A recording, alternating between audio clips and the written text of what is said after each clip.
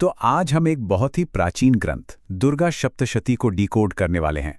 लेकिन इसे हम एक धार्मिक कहानी की तरह नहीं, बल्कि हमारे अपने मन के लिए एक साइकोलॉजिकल हैंडबुक की तरह देखेंगे।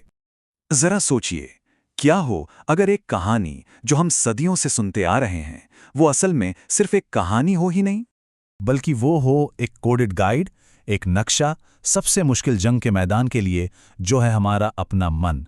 एक ऐसा मैनुअल जो हमें हमारे अंदर चल रही लड़ाइयों को समझने और जीतने में मदद कर सके।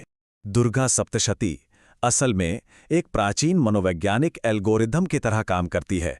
और इस पूरे सिस्टम को समझने के लिए हमें सबसे पहले इसका मूल सिद्धांत जानना होगा। यही वो चाबी है जो इस ग्रंथ के पूरे रहस्य को खोलती है। देखिए, यहाँ राक्षस का मतलब है हमारे मन की उलझनें, हमारी साइकोलॉजिकल दिक्कतें। देवता हैं हमारी बेहतर मानसिक क्षमताएं, जैसे कि सही गलत की समझ, क्लैरिटी। और देवी वो है इन सब को मिलाकर बनी एक इंटीग्रेटेड कॉन्शियस पावर। तो इस नई समझ के साथ चलिए पहली अंदरूनी लड़ाई पर नजर डालते हैं। ये लड़ाई है सेल्फ डिसेप्शन यानी आत्म धोखे के खिलाफ।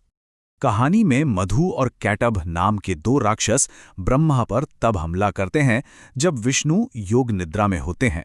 इसका मनोवैज्ञानिक मतलब बहुत गहरा है। जब हमारी चेतना यानी विष्णु सुस्त या सोई हुई होती है, तभी हमारे अंदर आत्म धोखे के पैटर्न यानी मधु कैटभ पैदा होते हैं। आज की दुनिया में मधु क्या है? आराम की वो मीठी लत। और कैटभ वो है हमारा झूठा लॉजिक जो हम अपनी टालमटोल या बुरी आदतों को सही ठहराने के लिए खुद को देते हैं। यही ओवरथिंकिंग और एडिक्शन के साइकिल की असली जड़ है। तो यहाँ का सबक एकदम साफ है। इससे पहले कि हमारे विचार हम पर पूरी तरह हावी हो जाएं, अपनी जागरूकता को जगाना ही होगा।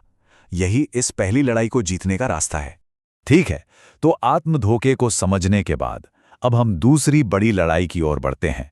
और ये लड़ाई है हमारे अस्थिर अहंकार, मतलब हमारी पहचान के भ्रम के खिलाफ।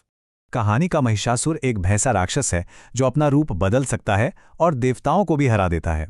मनोवैज्ञानिक तौर पर यह हमारे भारी, तामसिक और सबसे जरूरी बात लगातार बदलते हुए ईगो का सिंबल है। ये जिंदा रहने के लिए अपनी शक्ल, अपनी राय, अपनी पहचान सब कुछ बदलता रहता है। असल जिंदगी में ये हमारे मूड के हिसाब से बदलते फैसलों, किसी भी काम में कंसिस्टेंसी की कमी और आइडेंटिटी कंफ्यूजन के तौर पर दिखता है। ये एक तरह की मानसिक जड़ता है जो हमें आगे बढ़ने से रोकती है। तो यहाँ से सीखने वाली सबसे ज़रूरी बात यह है कि अपनी पहचान को स्थिर करें, उसे बाहरी हालात के साथ बदलने ना दें। जैसे ही पहचान स्थिर होती है, हमारी सारी एनर्जी अपने आप अलाइन हो जाती है, एक दिशा में लग जाती है।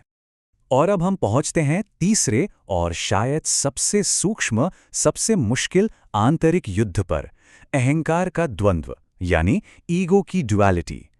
इस लड़ाई में दो राक्षस भाई हैं, शुंभ और निशुंभ।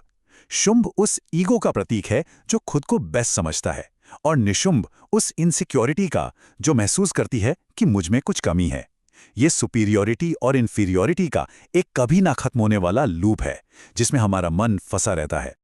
और ये चक्र अकेले काम नहीं करता, इसकी पूरी एक फौज है। शुरुआत होती है धूम्रलोचन से, यानी चीजों को धुंधले नजरिए से देखना, परसेप्शन का क्लियर ना होना।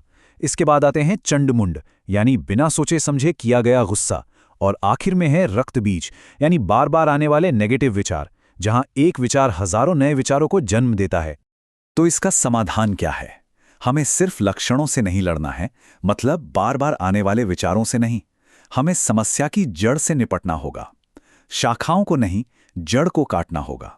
तो हमने मन की इन तीन बड़ी लड़ाइयों को समझ लिया है, पर सवाल यह है कि इस युद्ध को जीतने और खुद को बदलने की चाबियां क्या हैं? वो कहाँ है? यहां हमें दो बहुत शक्तिशाली टूल्स दिए गए हैं। अर्गला स्तोत्र समझिए एक गेट अनलॉकर की तरह है जो शक और डर जैसी अंदरूनी रुकावटों को हटाता है। वहीं सिद्ध कुंजिका स्तोत्र वो तो एक मास्टर की है, ये पूरे सिस्टम का निचोड़ है, एक पावरफुल एल्गोरिथम। कुंजिका स्तोत्र में बीज मंत्रों का इस्तेमाल होता है, जैसे ऐंग, ह्रीम और क्लीम। अब ये सिर्फ शब्द नहीं है, इन्हें आप फ्रीक्वेंसी कोड या न्यूरल ट्रिगर जैसा समझ सकते हैं। माना जाता है कि इनकी ध्वनि और वाइब्रेशन कुछ खास मानसिक अवस्थाओं को एक्टिवेट करती हैं, जैसे ऐंग बुद्धि के लिए, ह्रीम ऊर्जा क्षेत्र के लिए और क्लीम ट्रांसफॉर्मेशन की प्रक्रिया के लिए। तो जब हम इन सभी हिस्सों को एक साथ जोड़ते हैं तो हमें क्या मिलता है? हमें मिलता है हमारे मन का पूरा सोर्स कोड, एक कंप्लीट ऑपरेटिंग सिस्टम। देखिए, ये पूरी प्रणाली एक साथ कैसे काम करती है। नवदुर्गा हैं विकास के 9 चरण। सप्तशती हमें अंदरूनी लड़ाई की प्रक्रिया बताती है। अर्गला उस सिस्टम को अनलॉक करता है और कुंजिका उस प्रक्रिया को तेजी से पूरा करने का एक शॉर्टकट है। ये मन के लिए एक संपूर्ण प्रोटोकॉल है। तो प्राचीन ऋषियों का अंतिम संदेश क्या था? ये सिर्फ बाहरी पूजा के बारे में नहीं था। उनका कोडेड मैसेज था, अपने मन को समझो, अपनी ऊर्जा को रेगुलेट करो, अपनी मानसिक विकृतियों को दूर करो, तो इंसान स्वयं देवी की तरह शक्तिशाली और एकीकृत बन जाता है। और ये कोई पुरानी अप्रासंगिक बात नहीं है। ये प्राचीन ज्ञान आज के आधुनिक विज्ञान से सीधा मेल खाता है। ये कॉग्निटिव रीस्ट्रक्चरिंग, न्यूरल रीवायरिंग और हैबिट लूप्स का एक सदियों पुराना ब्लूप्रिंट है। ये एक टाइम टेस्टेड टेक्नोलॉजी है जो आज भी उतनी ही कारगर है।